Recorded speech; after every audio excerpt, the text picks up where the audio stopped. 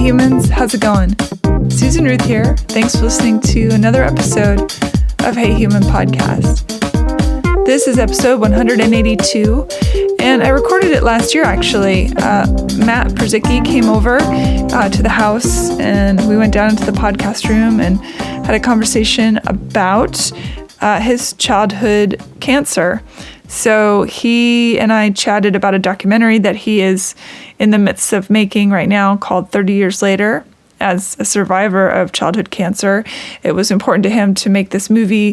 He talks about his own experience, how his family, their experience. He interviews his family member stuff, and then other kids' families that are also going through the same kinds of things. There is a GoFundMe link on heyhumanpodcast.com on the links page on the Hey Human website. The GoFundMe link is to help raise money to finish the movie, the documentary, and get that out there. I reached out to Matt this week to tell him that this was coming out and asked him if there were any updates. He said that they took some time to refocus on the storytelling part of the documentary, and they're ready for the relaunch. He said that many people have been adding their expertise and giving of their time. They've added some new team members who they'll be introducing soon, and they're very excited about that. They're going to be pitching a TV movie to the Hallmark Channel that, in part, highlights a piece of Matt's story. And they are now working with a guy named Alex Marshall. In the midst of production, Alec is really helping with that. So they're really, I think they're going full board now, and they said they're going to they said that they're going to continue filming in early 2020. Yeah, 2020, so weird. Time flies. Anyway, 30 Years Later is the name of the documentary. Matt's a great guy. I learned a lot, actually. I didn't know a lot about, childhood cancers, for example, the difference between, I knew that obviously radiation and chemotherapy, that there's a big difference between the two, but I wanted to know what that was. So I looked all that stuff up. I looked up something called Save Your Sibling, which is when they use the stem cell, perhaps, from a sibling in order to help save the life of the other child who is sick. Lots of really interesting stuff. So I put those articles that I found on Hey Human Podcast link page because I thought it was interesting. I was curious, and I thought maybe you would be too. So make sure you go check that out if you want to know more. I put all sorts of information up there. Social media stuff. Hey Human Podcast is on Facebook and Instagram. My personal social media is Susan Ruthism. It's at Twitter and Facebook and Instagram. You can email me, Susan at heyhumanpodcast.com. I mentioned the links page there on heyhumanpodcast.com. Check that out for sure. Rate and review Hey Human on iTunes. And if you shop Amazon, on the front page there of the heyhumanpodcast.com website is an Amazon portal. If you shop Amazon and you do so through that portal, it helps support Hey Human, and I appreciate that. So it helps keep the show ad-free. I think that's pretty much it. Thank you for listening. Some really interesting episodes coming up, and we're heading into the end of the year, which is so crazy. I've been so busy this week that I am last-minute quarterbacking this episode, this preamble, to get it up for y'all to listen to Thursday morning. So my apologies if I sound a little punch drunk. I am. Okay, enough of that. Thanks for listening. Let's get into this, and here we go. Hi, Matt Purzycki. Welcome to Hey Human. Hey, Susan. Thank you for inviting me. Absolutely. It's nice to have you here in my little podcast room. This is a really cool room, actually. It's Thank you. Very secret. Yeah, it is kind of It's like a hunkered down. Mm-hmm. I feel like we're doing something wrong. Even we might. The night is young. If this is wrong, I don't want to be right. Yeah. I like this little room for sure. Well, you and I met, how many years has it been? It's been a while. I mean, it's been at least a few years, yeah. right? Yeah. And I only just recently over the last year found out that you are a filmmaker. I lived in LA for about 10 years. I was an actor, and then the filmmaking side of things was always something I sort of did on the side, but I started to become pursuing our current venture probably in the last year and a half. Well, let's start maybe, I'm curious, first of all, Yeah. What kind of acting did you do? I did commercials. I did commercials for internet commercials and regular commercials, some independent films, and I did a bunch of featured extra roles, some TV shows. Nothing too crazy. It's a grind, and I... but I gained a lot of experience and learned a lot and was able to work with a lot of really cool actors and now, gain a lot of knowledge from them. And I probably didn't give it as much of a chance as I intended when I first went out there because it's a grind and just the city of LA is just wears you out, wore me out. And so I think that there's a lot of variables. A lot of driving. A lot of your friends are spread out all over LA County, and nobody really wants to go anywhere else. So that's like that here in Nashville, though. Yeah, but you can get people in Nashville. You can get to anywhere in 20 minutes for the most part. Well, you used to be able to. I think it's up to about 40 now, but 40's still not bad. In LA, it's an hour and a half, maybe two, depending both each way. Yeah. Why don't people throw weekly or bi-weekly parties where everyone goes to the same place? You can see all your friends. It'd be fantastic. It'd be wonderful. But nobody wants to do it. And if they do it, they want to do it in their neck of the woods, and they never want to leave your neck of the woods. It could rotate. That's a good thing. Like a game night. Yeah. Maybe when you get there, you need to start that so you don't lose that track of... Good news is I don't have any friends. You will. So you will. You've already made a couple. You'll have plenty. Yeah. You'll make them real easy. The city, I think itself, there's a lot of driving involved. As an actor, you're always going on auditions. You're always in your car. Yeah. What's crazy is that something could be 5 miles away, and you think, I could just walk. Yeah. But you can't because of the way the city's put out. And it's not even an intentional... you're not even doing it intentionally where you don't go somewhere. Where you are, where you work, and where you live ends up being where you go all the time. Yeah. Like it's your drive to work. Your gym is over there. Like you find things that are close to you so you don't have to be in the car all the time, but you still find yourself in the car. So I lived in Burbank, and I worked in Studio City for a while, and then I worked in Sherman Oaks, and they're all on the valley side. So that's all my day was. From 9 to 7, 6 at night, I was at work. I would come home. I'd want to eat. It's really late at night. The rush hour was even, at 7:30. Like it was much longer. LA, you just never knew when it was going to be busy. You just always was. Waze is your friend. Waze is your friend. Yeah. Waze is your friend. So your life is just, you end up living in a little pod, sort of. And then when you venture out, it's like, oh man, there's a whole part of LA I haven't seen. Yeah. Maybe ever. And I was out there 10 years, and I probably didn't see as many places as I thought I would have. Yeah.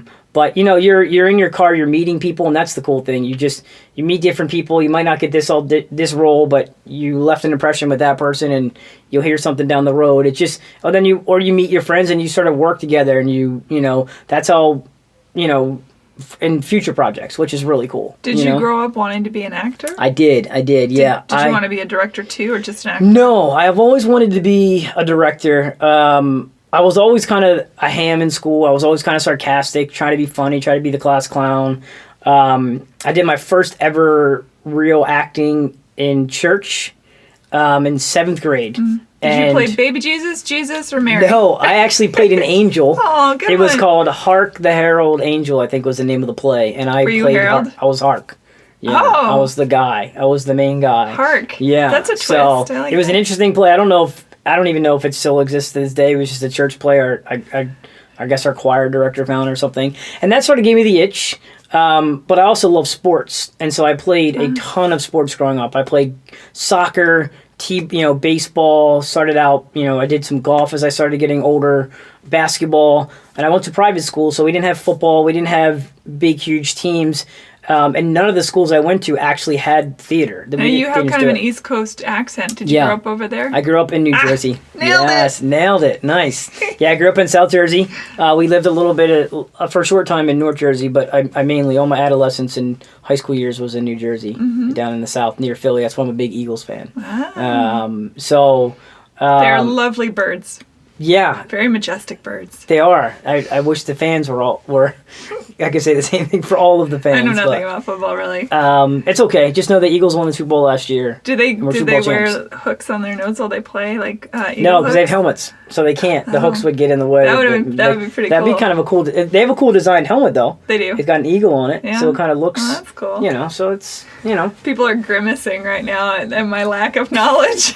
It's all green right. though. They're green. They're green.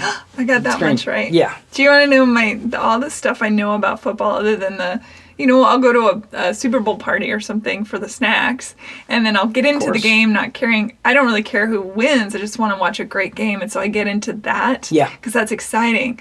But all my knowledge into my adulthood that I had of football came from the fact that growing up, I danced ballet and tap and jazz and all that stuff like all little girls do, So sexist, but whatever. So gender specific. But my mom, who loved Dairy Queen so Dairy much, Queen's great. and she used my dance classes as an excuse to go to Dairy Queen, I'm pretty sure. And they had my mother is a sports fanatic. Okay. Baseball, check. Football, check. Basketball, check. I mean, I think she never really got into hockey, but that other stuff for sure. And my dad could care less about sports, so it's kind of the role reversal thing. But Dairy Queen, when I was growing up, had this thing where they had all the AFC and NFC. I got that right? NFL? No, NFC? NFC is NFL. Yeah, you got it. Okay, so they had. I think I know where you're going with this. Yeah, they had you would get the helmets, ice cream right? sundae Yes. and a helmet, and you get the little stickers. You used to have so many of them. And the girl who didn't care about any sport at all had on her bedroom wall next to her bed. I had the whole cardboard thing, and you got your ice cream, and you brought home the thing, you wash it out, and put the stickers on it, which I enjoyed that part because Yeah. And would stick it on the wall. And I think secretly my mother was just super happy that something like that was in the house, even though I had no idea what's going on. Love it. I know exactly what you're talking about. Such a tangent, but it's hilarious to me. But anyway, so to people, it looks like you knew sports if they saw your display. They would think I was super into totally. it. But so I had these vague recollections of the color wheels of whichever team was which, and they've changed them up here and there, I suppose, as time goes on. But I will forever connect chocolate sundaes with football. See, just saying, some things don't leave you ever. It's so weird. And those big blocks of cheese that people put in the crock pot. And, what is that stuff? Is it Velveeta? Maybe? Yeah, I think it's Velveeta. And then you just put big it with chunks the of Velveeta Rotel and to make like a nacho cheese sauce or whatever. Yeah. Some good stuff. My mom makes that no idea what that's every year for New made out Year's. of, It's amazing. but it's so good. It's so good. It's some chemical. It's a fantastic. It's so good. Anyway, so you were into sports. So what? So you were into this sort of hammy kid and all that stuff. I went to 3 different private schools my junior year. 3 different? Were you a bad kid or something? No, I think when you go to private schools and growing up as a Christian, there's different interpretations of how you're supposed to do things biblically wise, and I don't think they're all. That's why there's so many different denominations within Christianity. And my parents, we grew up sort of more non-denominational, not as structured. And so some of the schools I started going with, they sort of changed their sort of way they did things. One school I went to from kindergarten to 6th grade was different than the school I went to from 7th grade to 10th grade. And there was just some different belief systems that had changed and things that my parents didn't feel really lined up with how they wanted to teach us growing up. And so my junior year was the last school I went to, but when I went into the school, I had already joined the soccer team into the tryouts, which was before school even started. So I had no idea of what they offered at the school. And it offered the most courses than any of the schools I'd been before, more public, if you will, with the opportunities that you have. And then when I started playing soccer and the school year started, then I realized there was a drama department. That summer I decided, I think I'm going to just bypass all sports and do theater, see if I can make it work. So it was my senior year that I started taking part, and I didn't, I guess I expected to just walk right in and get the parts. You don't think about, I've never done it before, so I don't think about auditioning, and you just, oh yeah, I want to do that part. That's not how it works. And so the very first play I went and did, it was a bet between me and my best friend that I thought I'd get the main part, and he thought he'd get the main part, and he's never acted before. And I said, oh, dude, I mean, yeah, that's fine. But this is kind of a funny story, actually. The main actress was a girl in our class that was just like, she was the pinnacle of theater. She was always doing the plays for as long as she could remember, but she was the kind of girl that you were like, man, you get a crush on her real easily. So I thought, well, she's getting the lead role, I'll go out for the lead male role and we'll make it happen, right?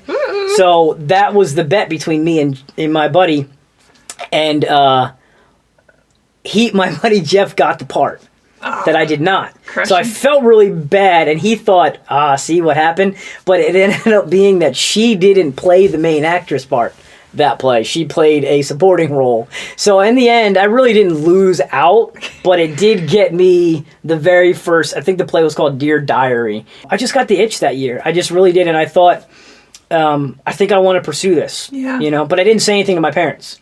I remember sitting down with the guidance counselor that year, and she asked me, what do you want to do? And I said, I want to be an actor.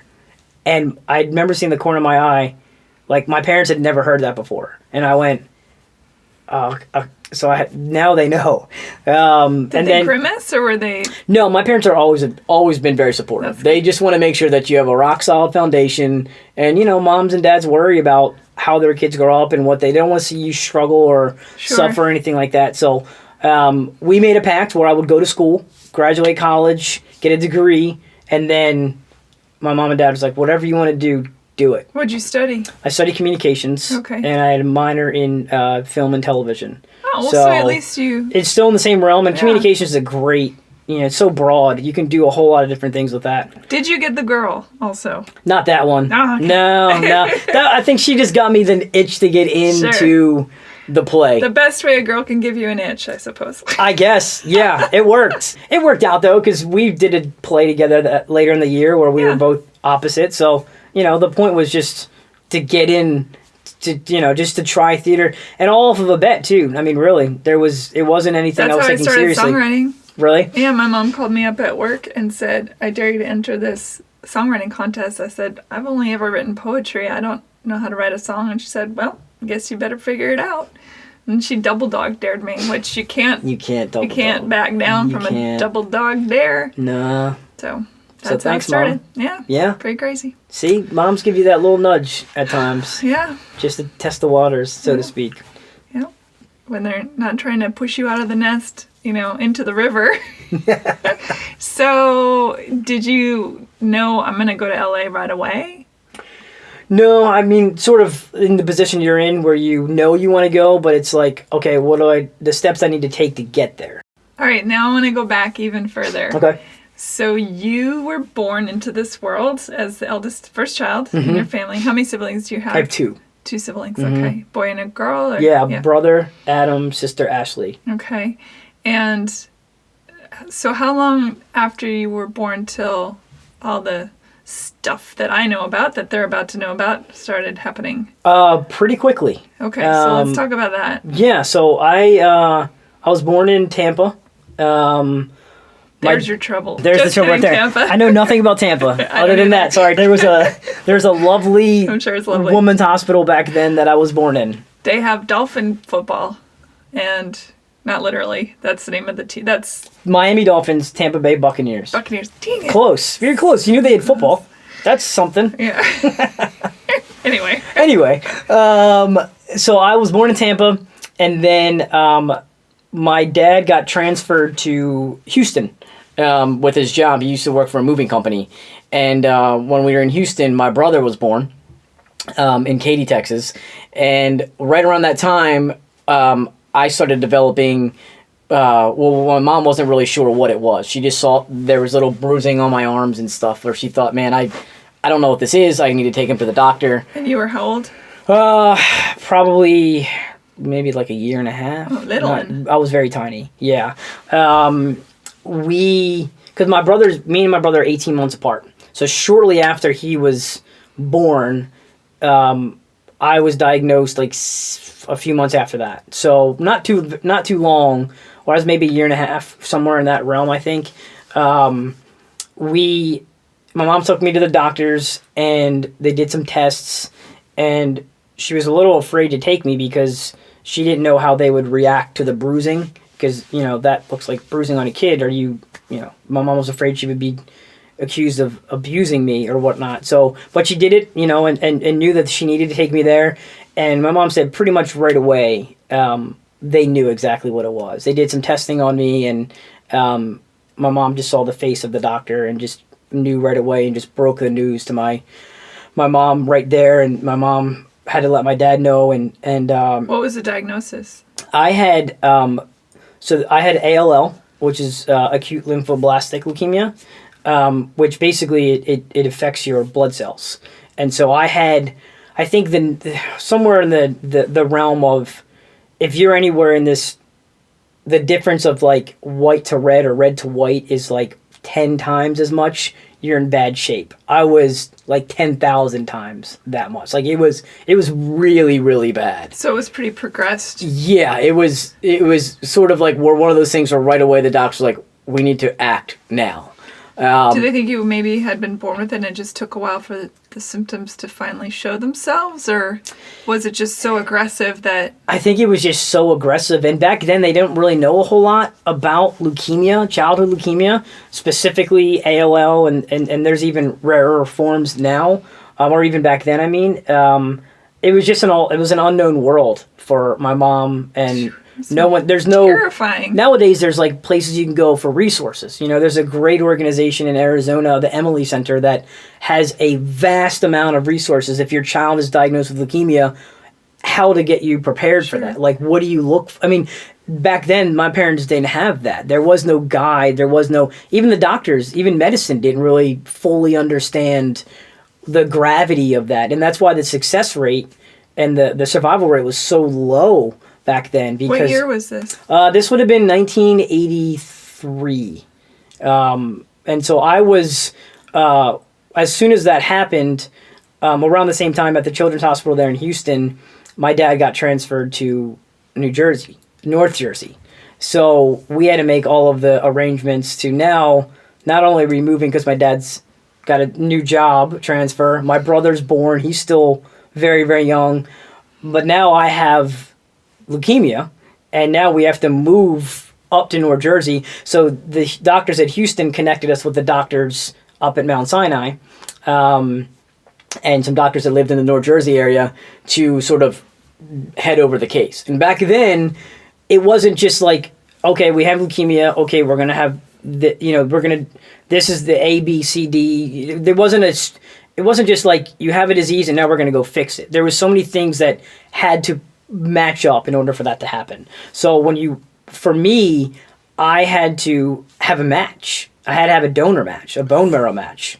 And that was step number one. BeTheMatch.org, by the way, anyone listening, BeTheMatch.org is where you can go and get genetic. They send you a swab in the mail, you swab, you send it back, and they can match you with people who may need you desperately. So just putting that out there. That's good.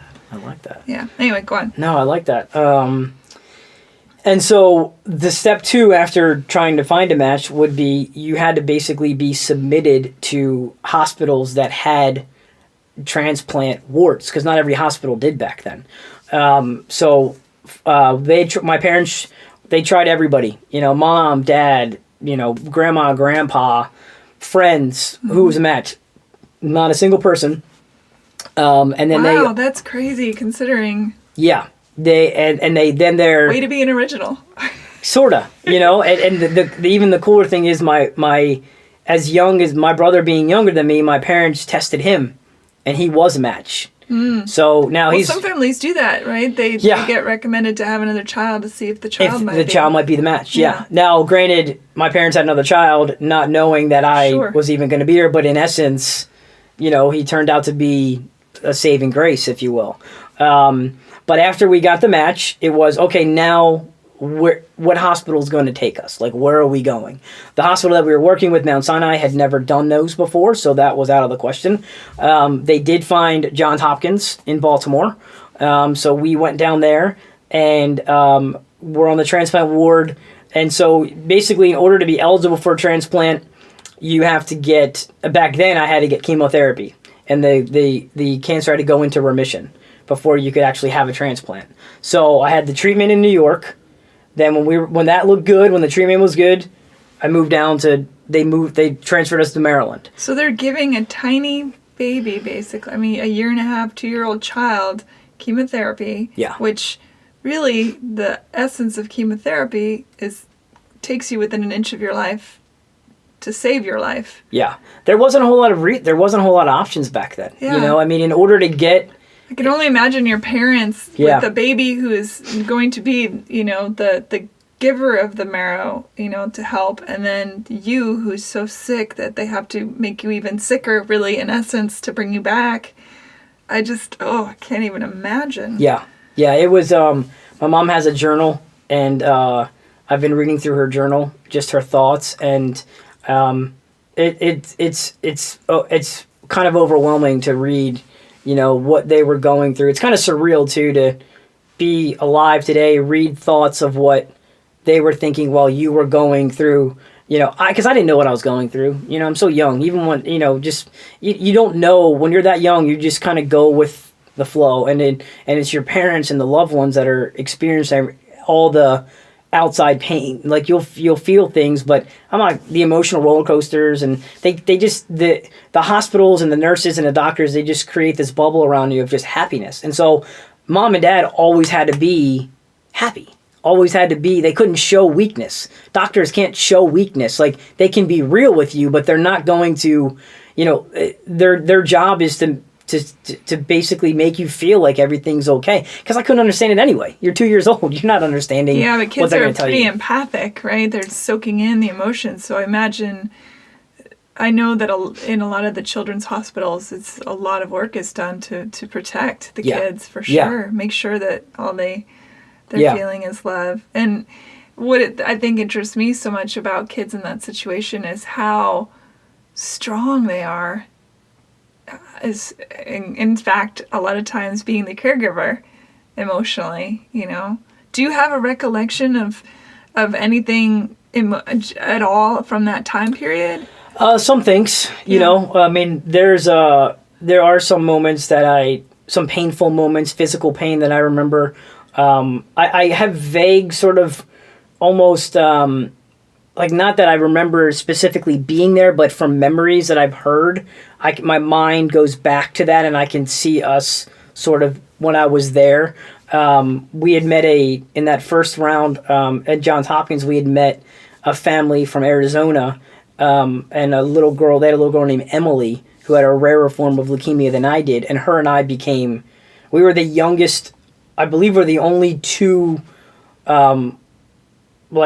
cancer patients in this ward at Johns Hopkins at that time. And so the doctors and nurses and everybody just loved us. So we used to ride around on little 3-wheelers, and with our the IV carts, moms chasing behind us, and I've talked to my mom about stories about me and Emily and little things that we'd done while we were there. And so I can remember little pieces of that, and then I remember some of the painful procedures that I've been in.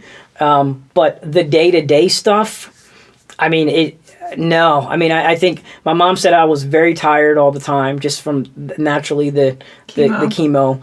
And one of the cool things is actually Mr. Rogers from Mr. Rogers' Neighborhood actually called me personally in my bed at the hospital there.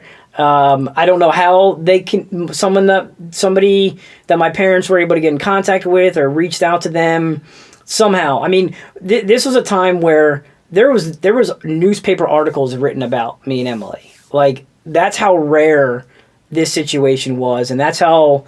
I mean, it's really hard to explain and have people understand the gravity of it. But back then, it was to see two kids at that age going through two rare forms of leukemia, and not knowing the outcomes of that, but seeing how happy and smiling, and you ask my mom, it just used to lift the doctors and the nurses up to see us, despite us being tired. And, Emily was a little older than me, maybe about a year and a half older than me. And she would just come by my room and knock on the door, just check on me, ask me if I could come out and play, little things like that. So it really was, this community that was formed around just the two of us. And it was a special bond that unfortunately was, didn't last as long as I would have hoped it would have. Emily, she ended up passing away. They had to do a much rarer procedure with her, which was she had to harvest her own bone marrow, and then they would give it back to her. That was the procedure back then, and it didn't work. They moved back home to Arizona, and we kind of lost touch with them. My mom did get a letter from her mom about a year later letting them know that Emily had passed away a couple months after they had moved back home. So for me, that time my cancer ended up after a few back and forths from Mount Sinai to get the chemo. I ended up having the bone marrow transplant. From your little brother. From my little brother. And cancer went into remission. And then not very long after that, the cancer came back. And so now what was deemed sort of not an impossibility, but an improbability, very rare to survive one back then. Now you're asking, what do we do now? Like, what's the steps? Like, what are the options? They were the same options before. There is no advanced medicine that there is today. I've spoken with cancer patients and families that have had children that have gone through it. They didn't even have to do a bone marrow transplant. They just had the drugs that were there that cured them. We didn't have that option. So it was basically do it all over again. Here we go, round 2, and let's hope that it turns out for the best. The problem was that it was a risk. It was a medical risk for a hospital to take that case. Hospitals get funding from the government, and their statistics help with funding. And so if your success rates aren't where they should be, unfortunately, those things happen. And so Johns Hopkins, where we only knew of the only transplant ward, said, unfortunately, we can't help you guys. And so now my parents... After helping you the first time. After helping us the first time, doing a fantastic job and spending all those months with us, we're left with, we can't do it. And so now my parents are left with, all right, well, there's very few transplant wards left to begin with. The one that we were at said, no, what do we do? So they went everywhere. They looked at St. Jude's, they looked at all these other different places they could look at, and nobody would take the case. Because at the time, if I have these numbers right, there were only 6 people that they'd ever attempted a second bone marrow transplant on. I was one of the 6. So 4 of them died, though, in all, if you look at from 1 through 6. So at that time, my mom said I would have been number 4 to have the attempt. Now, the doctors in Mount Sinai had been with us forever. This whole time they've been with us. Dr. Harris, Dr. Wiener, and Dr. Fruchtman. These guys were the guys that they were with us from the grind. They were... so my mom recalls them sitting my parents down after they had gone through rigorous attempts to get somebody to take the case again. And they said, listen, unfortunately, we're out of options. No one will take this case to do this second transplant. The only thing that we know what to do is to attempt to perform the transplant here at Mount Sinai. Now, the cool thing about that was that they offered that, but the cooler thing for me is that Mount Sinai had never done a bone marrow transplant before on anybody. So I, in essence, was the very first one. And these doctors were willing to go through so much red tape, all the ins and outs of what they needed to do to make that happen, so much as they hired a nuclear physicist to build a machine that would zap me with radiation all over my body. So in order to have a second transplant, a couple things that happen. If I had any radiation that first go round, because I just had chemo, which are different, chemo and radiation different, I would not have been eligible for a second transplant. But I had no radiation the first time. So now they have to put me in a box, basically, that zaps me with radiation that basically just zaps the immune system, just completely gets everything out of there. And then the cancer has to stay in remission for 6 months. If it does all that, then you're eligible to do a second transplant. So here's a question. If you already had the ALL and it came back, is it stronger the second time, the way diseases work? You know, they come back stronger, or is it the same? No, it's stronger, and it's more, I don't know if it's the same, it's accurate to say it's more lethal, but it's definitely, I think that's why they don't take the risk, is because now it's like, well, you survive one, that's great, but now it's coming back even more so. Yeah. I think it's too dicey. You know, it's an unfortunate predicament to be in. How old are you at this point when you're getting irradiated? So we were, that would have been in 1986. So I was like around 4. So now you're at a point where you actually know what's going on. Now I can have a sense of feeling, a sort of awareness a little bit. Yeah, you know, a little, still, and I think the times are different though. You know, back then, the 80s, you know, not knowing a whole lot about it, you know, I think kids are, I don't think I was a smart kid. I mean, I wasn't, you know, I don't know if even if my parents had told me things, I would have even understood and recollected exactly what I was going through. You know what I mean? I think, the medical terms and the serious nature, I can't even imagine any parent having to sit down with their child at any age, you know, let alone, you know, being a teenager or whatever, but to sit them down and give them the gravity of, hey, listen, there's a chance that you might not be with us anymore. Did you have that sense? I don't remember any of that. Okay. I don't remember any of that at all. And that's something cool when we get into this documentary. These are conversations and questions that my parents, I'm excited to hear from them about the steps and what we've gone through.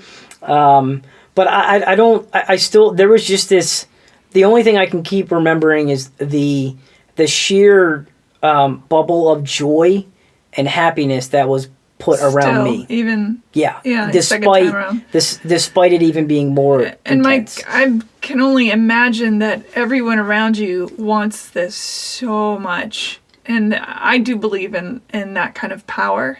I really do. Yeah. That the more people that are heading toward the same goal or having the same prayer, if you will. Yeah. It that energy has to go somewhere. 100%. I mean, agree. Granted, some children die, some people die, and there's that, well, where was it for them? But I still believe that is something that does help. I agree. I mean, this was so, I mean, my mom has a bunch of people in her family. Like, she has a big family. My dad has a big family. They have friends. I mean, just people at work.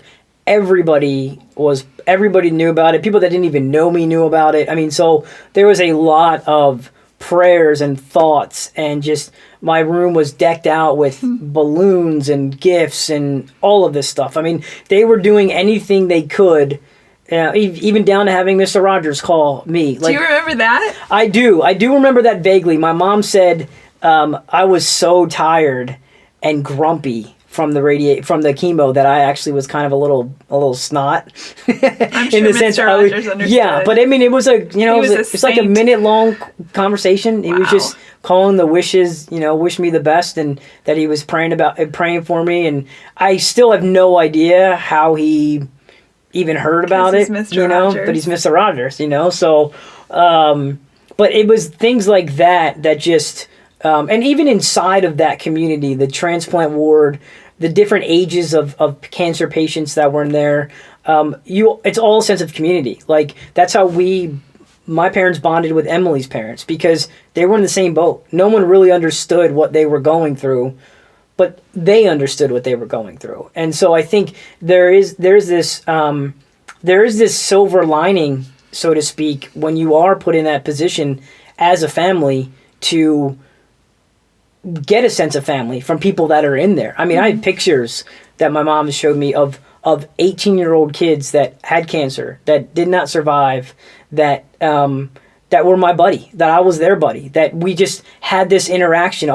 There's many pictures I have through all that time. And so I think there is this, there's this natural sort of, whenever I think you see it in society, when something bad happens to people, there is this rally around each other. There's this morale boosting thing, whether it's something as, devastating as 9/11 on a larger scale, or it's something that hits home to people. Cancer affects everybody. You don't have to be a certain age. There's no discrimination. So whether you're 2 years old and not understanding it, or whether you're 32 years old and fully grasping everything, there are people around you that relate to that, and that you build this bond.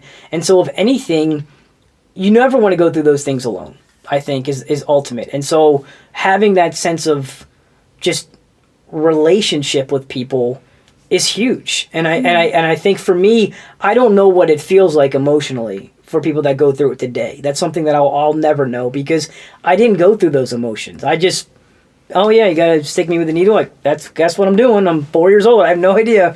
Now can I go play with my G.I. Joes? I mean, like, that was the realm, That the radiation did it. It zapped me, and then cancer stayed in. I can only imagine how nervous those 6 months were. Oh my God. I think about that every now and then, because you're so close, but you don't know. And so at any moment, if it comes back, it's over. Like, there is no round 3. Like, this is it. And so I think that must have been really, really hard. For me, I don't remember really much of it. I don't think there was any sort of heavy gravitational thing where I'm thinking about it or comprehending it, or I still don't even know if I knew exactly what was going on. I learned a lot more as I got older, as I had questions and whatnot. But yeah, after 6 months, we had the second transplant, which my brother was the match again. And then it went into remission. And then we would go back for checkups every now and then. And then in 1991, we went back for a checkup, and they said, your cancer is completely gone. You're cured. And so you usually have to wait about 5 years after the transplant, when your cancer goes in remission. If it stays that long, then that's pretty much their ruling of you're cured. And I haven't had any side effects. I haven't had anything since. I have a higher risk of other life-threatening diseases as I get older, but nothing to do with cancer. Some form of it could come, but I haven't had any side effects. I know people that have had side effects. I've been, pretty healthy. I used to take with hormone shots and watch my, thyroid medication growing up, but whether that was related to the cancer or not, I don't know. I come from my dad has a short side of the family, so I'm short. It's so weird to think about that. In order to get rid of a cancer, you do something to a body that causes cancer. Also, that is insane. Yeah. I mean, if there are any side effects of it, I think I have weakening teeth. My roots of my teeth are very weak, but I don't get sick very often. Like, my immune system is pretty strong. When I do get a cold, it knocks me out for a few days, but I don't get it to where I'm always like, I'm sick this week, I'm sick that doesn't really happen. It just kind of comes in, sort of waves, if I get it at all. But so you were pronounced cancer-free at about age... I was 9 years old. Yeah, okay. Mm-hmm. Yeah. At that point, you understand life and death at 9. I mean, people start losing their first pets around 6 or 7. Yeah. They get the idea of what all that's about, or at least they get to understand what that means. Were you having those kind of thoughts about the gravity of everything you had seen, or were you still in a... No, I think I was still, when I was 7 years old, I was 6 years old, and I asked my dad to pray with me to become a Christian and ask Jesus into my heart. And then when I was 7 years old, my mom said I started to understand that a lot more as to what that meant exactly. So I grew up in the church, and I grew up, in a Christian home, and all my friends, I guess as a 9-year-old, no, I mean, I honestly didn't really start thinking about it until I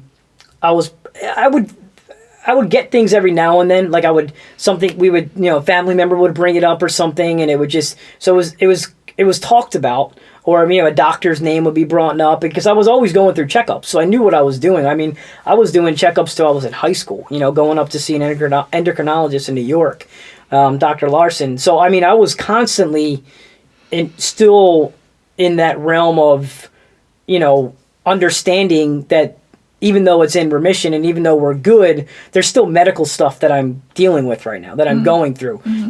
Once I found out with the dentist and the weak enamel, it was like, okay, so this is little stuff that I have to deal with, because of that. Well, that's small potatoes compared to maybe some other side effects that people might have from going through things like that. But how were your parents with you? Were they more precious with you, like to protect you? You've gone through this massive event, and kids get into all sorts of things. Little boys jump off roofs to fly, and you know, they crash their bicycles, and not that little girls don't, but I'm just saying. Yeah. No, I think little boys have that natural reaction to want to jump off rooftops, and girls don't want to do that. Seems like because we're a little bit dumber. When boys are not using their heads quite as well. No, I mean, I had a really normal childhood. I mean, I think no different than any other parent and kid. Wrap you in bubble wrap before you No. No, if anything, I knew football was always out of the question. It didn't matter. My brother the same way. My parents, we weren't able to play it, but even if we were, I think football was one of those things that my mom and dad probably wouldn't let us play. But no, I got into the trouble. I got hurt. I did, all the dumb things that, little boys do, and just the adventurous things that we do. I never really felt like I was having overprotective, or it maybe subliminally or unintentionally my parents' thoughts were like that, obviously wanting to make sure, but I don't know if it was any different than any other parent to child thing. I think me and my brother and sister were all raised sort of the same way.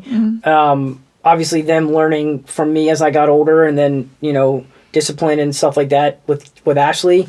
We're 6 years difference, me and my sister. So, do you and your brother have a unique extra bond, do you think, because you shared now?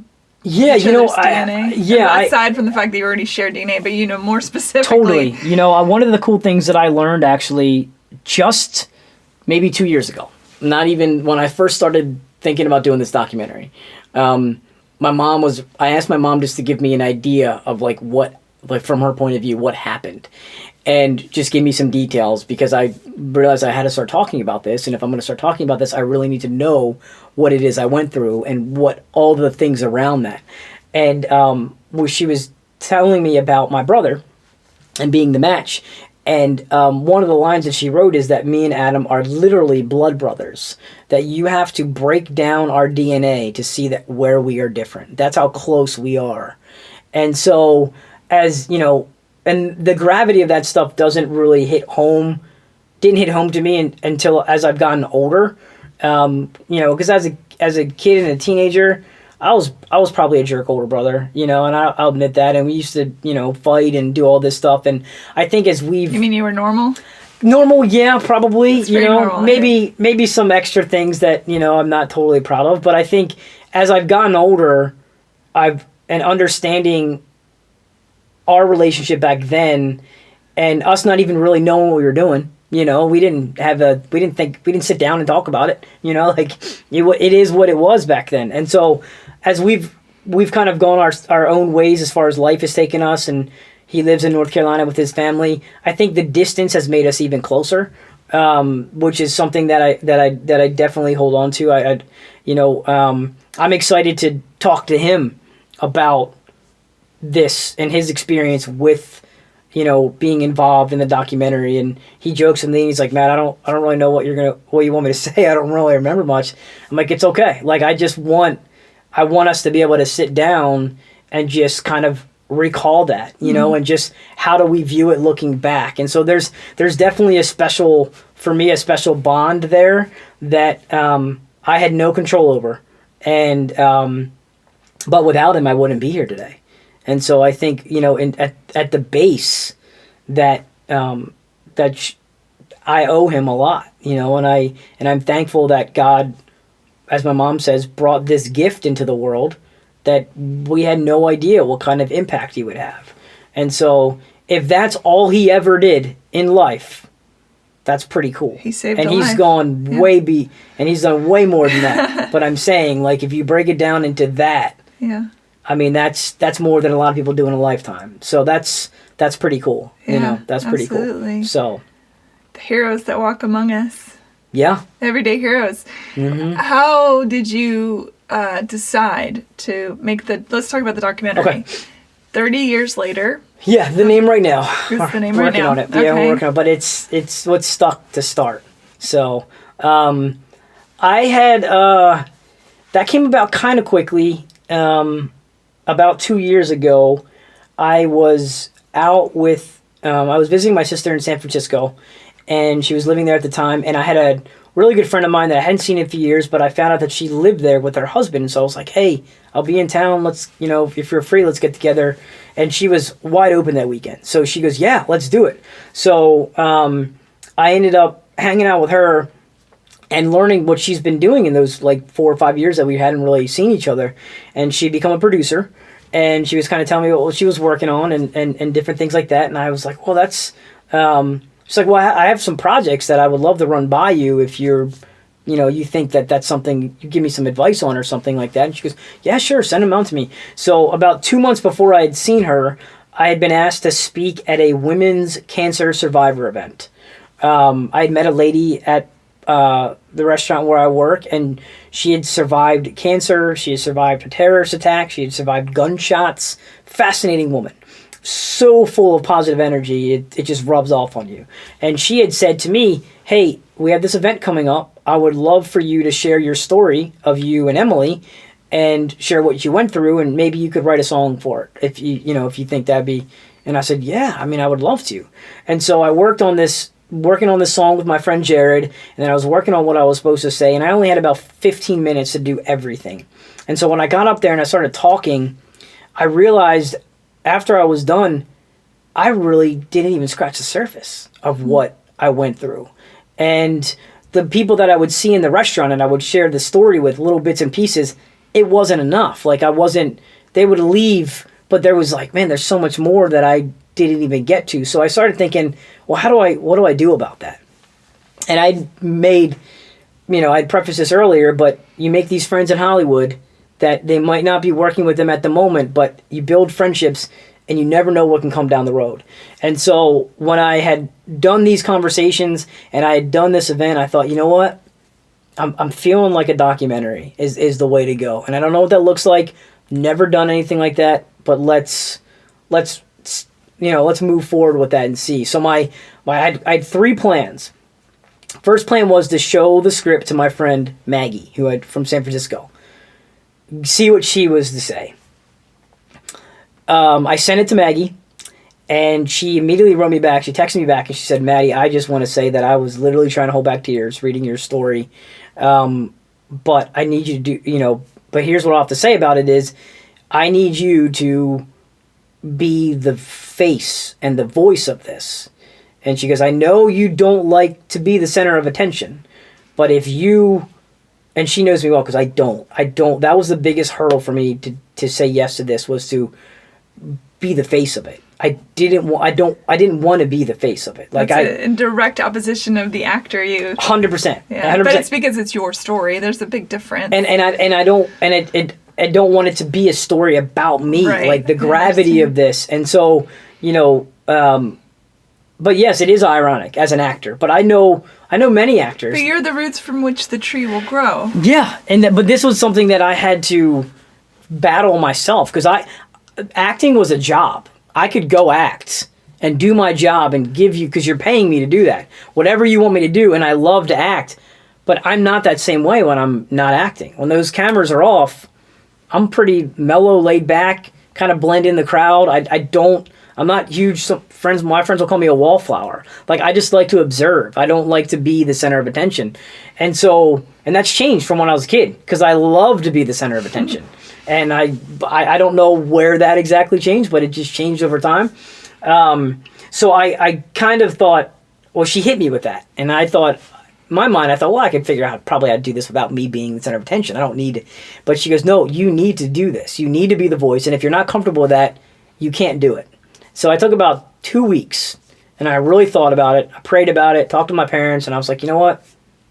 I think it would be selfish of me if we didn't move forward with this just because I didn't want to be the center of attention, and I didn't want people to think that I was doing this for reasons other than why I'm actually doing it. So, but I did work out a way in my head where I could still, the way we filmed, the way we shot, I don't always have to be on the camera. Like there are ways to kind of get around that. And then my second step was, I have one of my really good friends in California. His name's Kurt. I said, all right, Kurt, I'm going to send this to Kurt. I'm going to let him to read it.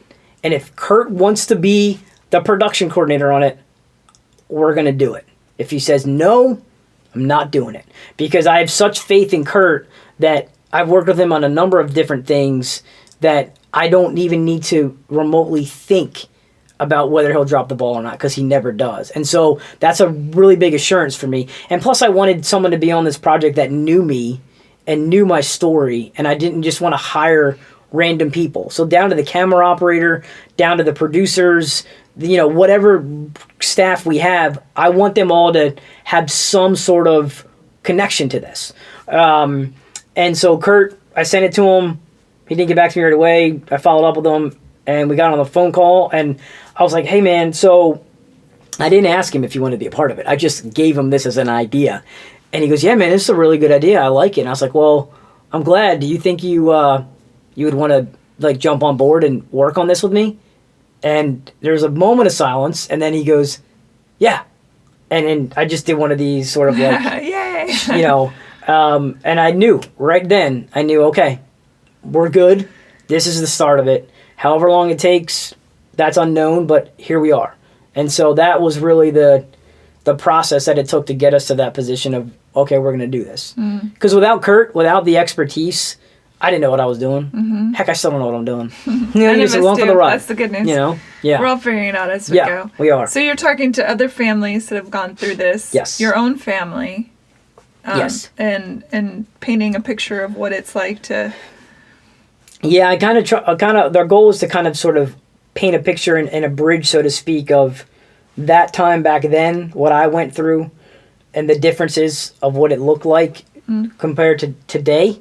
And, find families that have kids my age when I was 4, 3, whatever, kind of talk to their families. And I've had a pleasure of meeting a lovely family that came into the restaurant about a year ago now, and we've stayed in connection.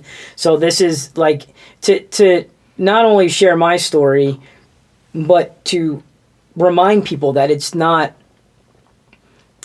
like, okay, we did this, I survived, and now cancer goes away. Like cancer is still around, and it's still affecting the same adorable 4-year-old little boys. There's little girls and little boys out there, and moms and dads have no idea what's going on. And I think, and they don't know where to go. They don't understand, why is this happening to them?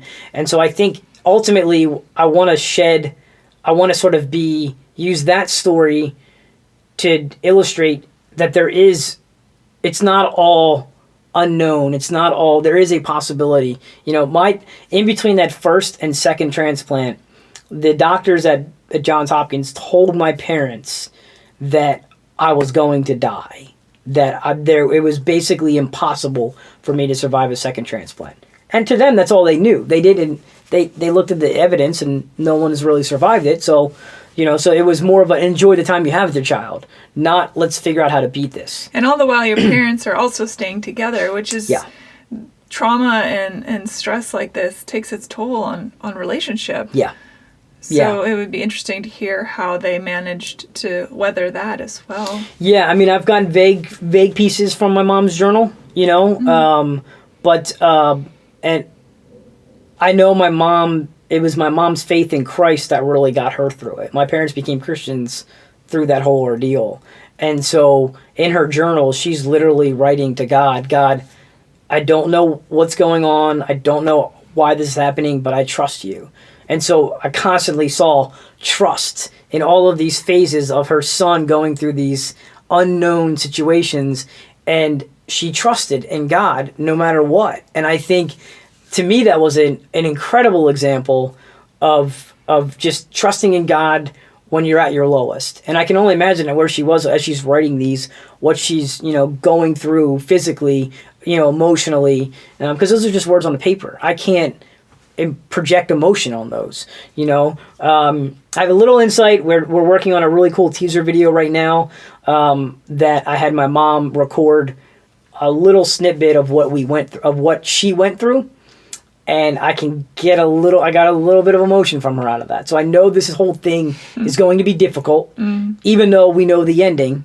But to rehash all of that, it has to stir up emotion. Of course. And hear from my dad. I got emotional here hearing this, and I wasn't there. So, yeah. I mean, it's hard not to be emotional. Yeah. It's kids, firstly. Secondly, it's a lot of emotion. It's against all odds. It's all the things. Mm-hmm. The ultimate underdog story. And who doesn't love a great underdog story? Yeah, it's... Will you be talking to Emily's family? Yeah, we will. We'll be connecting with her mom and her family. We started filming in June of this year, and we were able to track her parents down. Her mom, actually. So her and her mom, we met, me and her mom. Had a great conversation. Shortly after that, I heard Emily's sister, Karis, who was... That's a cool name. Wasn't it? Karis, who was with us, who actually was in the hospital, not as a patient, but sister, when we were all together in Maryland. She actually reached out to me via Facebook and said to say she was sorry that we couldn't connect, but we're working on connecting whole family, going back out to Arizona again in our next round of filming, probably in the new year. And so to be able to sit down and just interact and connect with them and learn about Emily, and this girl has left an impact that I think many people would ever just dream of leaving. She left this world at 7, but she has a foundation in her name. I believe it started in 1990. So 28 years of this legacy that she didn't even know she was going to leave. And it's the Resource Center. It's the Emily Center. It's her mom runs it. And it's they have a great team over there. And we got a chance to go in there and learn all about what they're doing. So I'm excited to kind of share that with people. And those are things that we want to let the world know about. Places like that, unknown places that, you turn something so drastically negative and tragic and you turn it into something like that. Like that, beautiful. Those things can give you hope, not even on a cancer level, just in general. Yeah. So I think that's, there's a lot to this documentary. We got a lot. There's a lot in it. And it's our job to sort of make it flow right and everything fit properly. But the biggest thing is we're taking our time. How can people follow all of this? Where can they keep track of the progress? And so we have a GoFundMe page set up right now, just as a place just to empty, a place to give somebody a chance to go to and look, kind of give a breakdown of what's going on. It's just simply 30 years later. The photo is a little baby picture of pudgy me, so you can't miss it.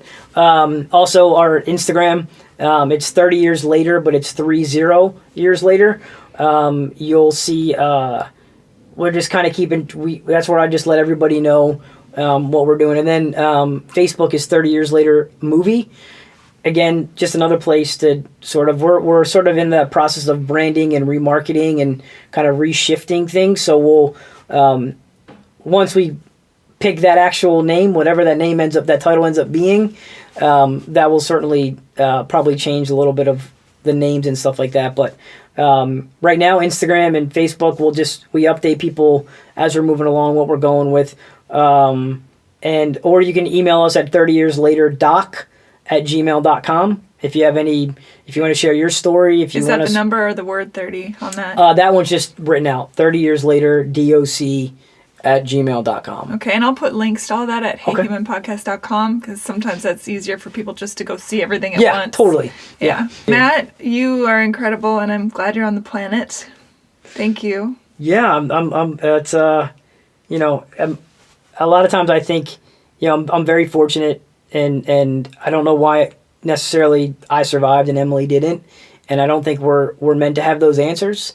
You just have to, take what life is given to you and try to be steadfast in being some sort of beacon. You never know what your story can do to somebody else. And so I think if you have a story, share your story. It doesn't matter. You might think it's insignificant, but it might not be. That's Hey Human for you. There you go.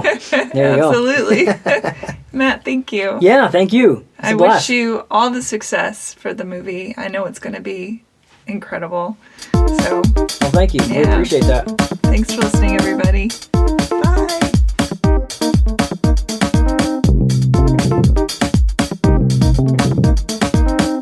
Rate and review Hey Human on iTunes. Thank you.